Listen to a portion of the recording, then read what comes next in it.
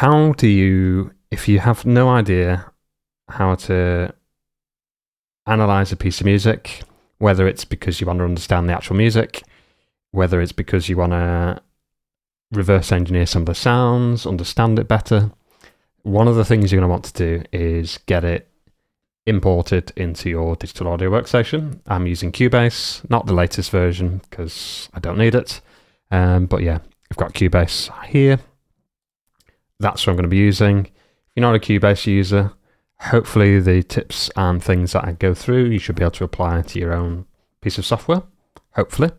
But yeah, so first thing first, let's go full desktop just for a second. So I've imported my track into my digital audio workstation, Cubase. How does music work?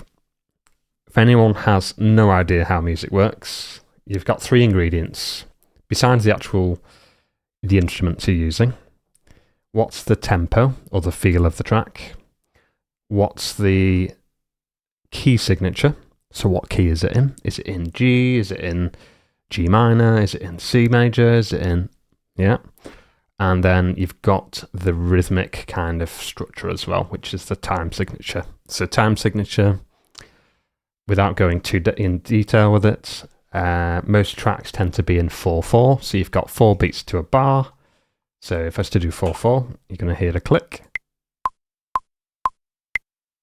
So that's 4/4. 1, 2, 3, 4. 1, 2, 3, 4.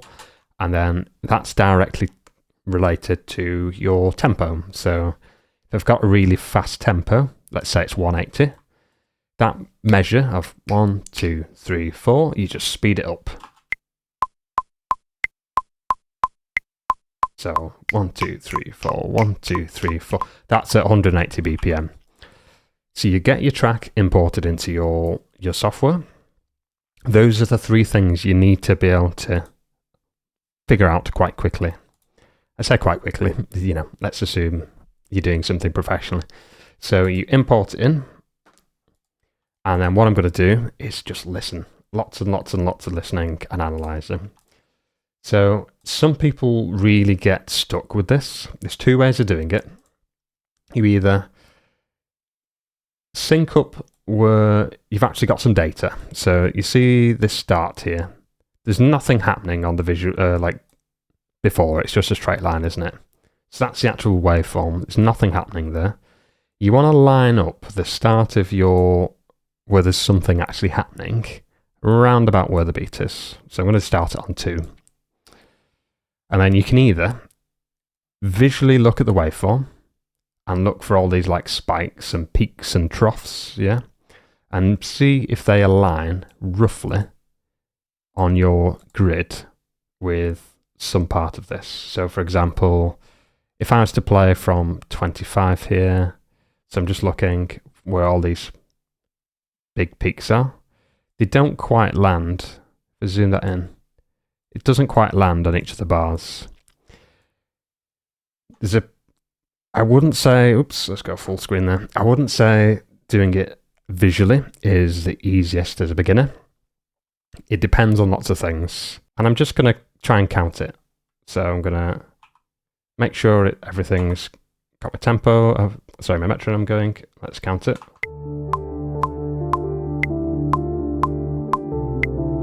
Yeah, so listen to that. It's in sync for the first beat. Almost the second beat. So 1, 2, oh Christ, 1, 2, and then it's completely out. So what you could do is this is the trial and error bit, if you want to do it this way, is you either decrease the tempo then, let's say to 115, and see if that chasing effect gets better or worse. So actually feels worse. So if I put it back to 120, make sure it's roughly on the beats, do it again, and just increase it slowly, 5. That sounds better, doesn't it? So instead of it being 2 bars in time there, you've got 2 and a bit. 1, 2, 3, almost 4 bars.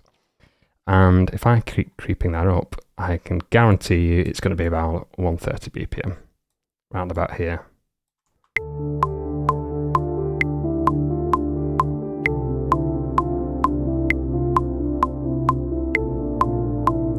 Spot on, right?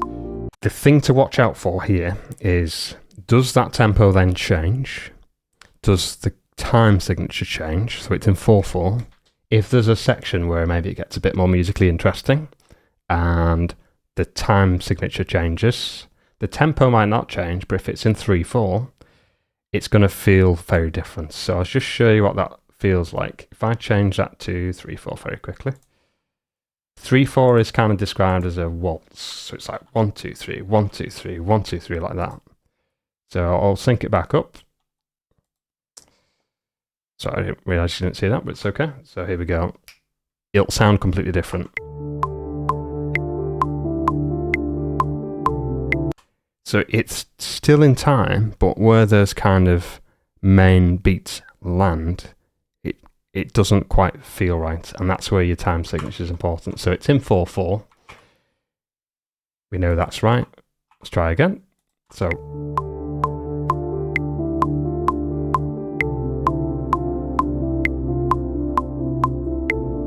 And then what you do is you could do a full playthrough and hear if it goes out. Just jump along to another section of the song.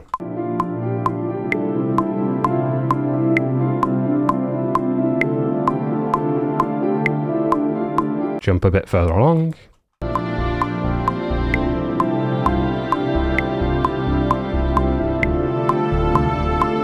Still in time. And then obviously it's very different over here. Check each section and make sure that either the tempo doesn't change or the key signature. The time signature. So what I'm listening for here is a bit of a swell and a build up. The big hit should land directly on the bar, or the beat. It doesn't really matter in this instance. If I look at this here, this is bar 90. There's a lovely big hit right on the bar, which should tell me it's still in time. Same for here. Look, another big hit, just slightly off. Let's try it. Just go to 88.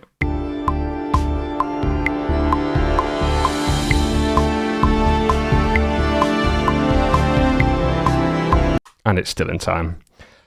You could keep going all the way to the end and just make sure that's still in time. If it does change, you've either got a tempo change or a time signature change. In this instance, the reason I picked this track, there's no other changes, so it's a lovely one to demo, and it's a lovely song, so there we are.